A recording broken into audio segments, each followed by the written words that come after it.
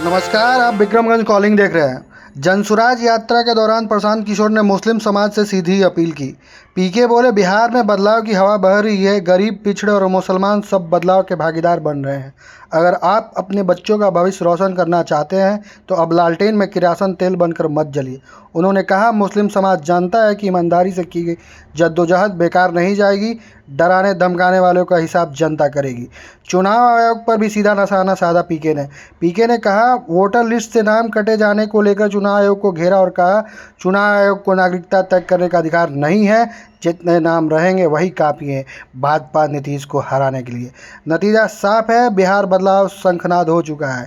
देखिए यह शंखनाद जीत में तब्दील होती है या नहीं। आइए सुनिए पीके क्या कहते हैं। बिहार बदलाव के तरफ ये मुसलमानों की आबादी है और मुसलमानों को ये निमंत्रण देने आया हूँ कि पूरा बिहार बदल रहा है। सारे लोग बिहार में बदलाव की ओर बढ़ गए हैं। आप किनारे मत बैठो, आओ इसका भागीदार बनो, इसमें जद्दोजहद के में शामिल होइए। बिहार को बदलने के लिए जितनी भूमिका हिंदुओं की है उतनी ही जिम्मेवारी मुसलमानों की भी है। आप आइए, लालटेन में किरासन तेल बनकर मत जलिए। अपने बच्चों का भविष्य अगर रोशन करना चाहते हैं तो जनसुराज में जुड़िए। और आज की भीड़ ये दिखा रही है कि पूरा बिहार बदलाव के लिए तैयार है। लालू नीतीश मोदी का सफाया होने वाला है और बिहार में नई व्यवस्था आ रही है जिसका नाम है जनसुराज। मेरे भाई, ऐसा है यहाँ पर जो जनता आई है उससे जाकर पूछ लीजिए कि वो लॉलीपॉप लेकर आए हैं कि प्रशांत किशोर के जद्दोजहद को देख कर आए हैं। 2.5 बरस से प्रशांत किशोर ने जद्दोजहद की है और इस्लाम के मानने वाले लोगों को पता है, और किसी को पता हो ना हो, इस्लाम के मानने वाले लोगों को पता है कि ईमानदारी से किया गया जद्दोजहद कभी बेकार नहीं जाएगा।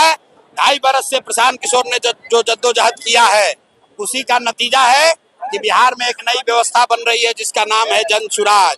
और ये व्यवस्था यहीं पर नहीं रुकेगी। जब ये व्यवस्था बनेगी बिहार में तो यहाँ से लड़ाई आगे भी जाएगी और जो लोग भी समाज के गरीब, वंचित, अति पिछड़ा मुस्लिम को डरा रहे हैं उनके साथ हिसाब किया जाएगा। मेरे भाई, हमने कहा है कि किसी का वोटर लिस्ट से किसी का नाम नहीं कटेगा। अगर इलेक्शन कमीशन किसी का नाम काटता है तो सुप्रीम कोर्ट ने अभी डायरेक्शन दिया है किसी का नाम नहीं काटा जाना चाहिए, उसका नाम प्रकाशित होने दीजिए। अगर आपका नाम कटा है तो आप हम लोग अपनी बात बताइए, आपका नाम जुड़वाने का हर संभव प्रयास किया जाएगा। दूसरी बात, रुकिए, इलेक्शन कमीशन को नागरिकता तय करने का अधिकार नहीं है। सुप्रीम कोर्ट का रूलिंग है, सबको ध्यान रहना चाहिए। इलेक्शन कमीशन को नागरिकता तय करने का अधिकार नहीं है, यह अधिकार सिर्फ सरकार को है, इसलिए डरने की बात नहीं है।